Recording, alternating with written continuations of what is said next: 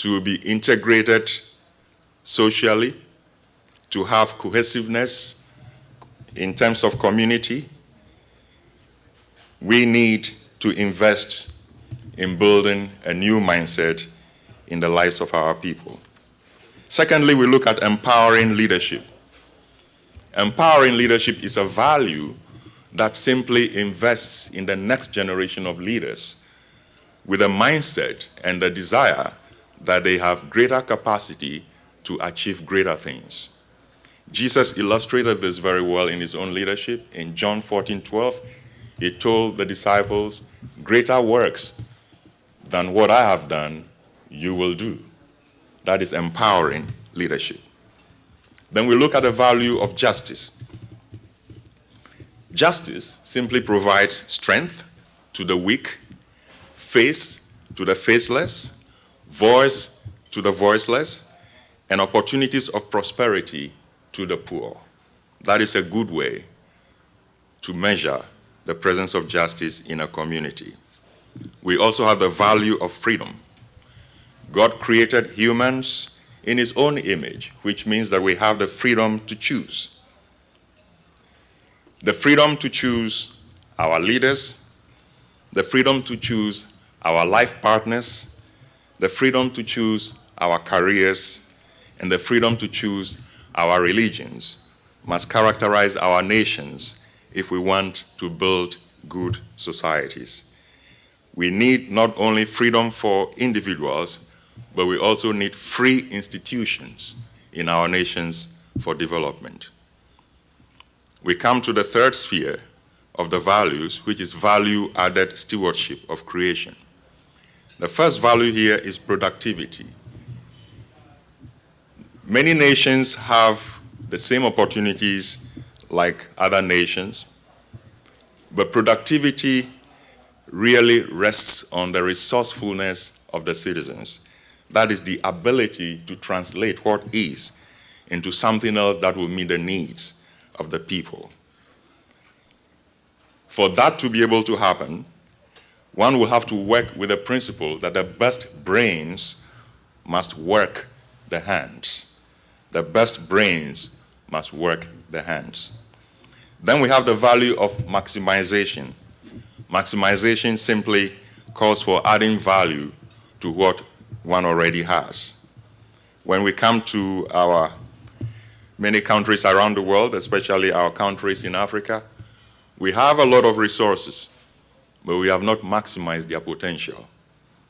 I know my own country, Ghana, we've been producing and exporting gold for 600 years without a gold refinery. That is what I mean by lack of maximization. And there's a big difference between the value of gold dust and refined gold.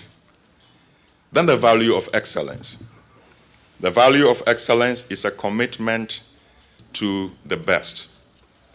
It is a rejection of anything that will be second class. It is a commitment to make the most of every opportunity in the best way possible. When we look at these values, the question is, how can we be able to discover models for our human communities to work from? Because models have that power of giving us an image for what we are seeking to pursue.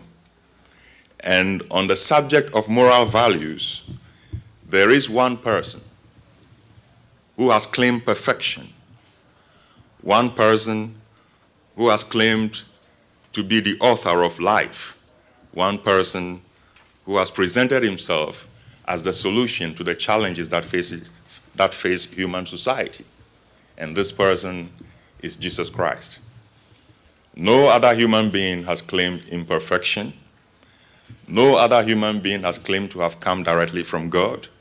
And no other human being has been able to make the statement, I am laying down my life and I'm going to raise it again. Jesus Christ comes to us as a true representative of God to humankind. He is a representative of God to humankind And what that means is that he translates God into our human experiences in a language that human beings can understand. So Christ has become for us God in human language. But that's not the only thing about Christ that qualifies him to be a model for moral vision. He is also a representative of humans to God, because he took on humanity, but he also faced the ultimate of human life, which is death. And he rose again from the dead and lives eternally with us. So that Jesus Christ, in that sense, is more human than you and I, because we have not completed a race. He has completed a race and come back to be with us, to help us in our own race. And so he becomes our moral vision, because in him we find compassion in the perfect sense. In him we find peace in the perfect sense. In him we find patience in the perfect sense. He is truth, and indeed he is life, and he is the way to God. When we come to ourselves, we have to acknowledge our imperfection. We have to acknowledge our incapability to be what we desire to be. And we also have to acknowledge our inclination to stray away from God. It is when we acknowledge this that we are able to get help from the one who is truly truth, life, and the way to a good moral vision for any people in our time. We need help, and Jesus Christ provides the help. Our desire should be to know him, to connect with him, and through connection with him, to connect with God. And then he gives us the power to engage in that life adventure of being continually transformed into the image of God. We will then have the capacity to embrace the values we have talked about, the values of integrity, the values of personal positive sense of identity, and the values of resourcefulness, excellence, and so on, because he presents himself to us with these words: I am the light of the world. Whoever follows me will never walk in darkness, but will have the light of life. This is what our nations can be invited to. This is what I'd like to invite you to this morning. God bless you.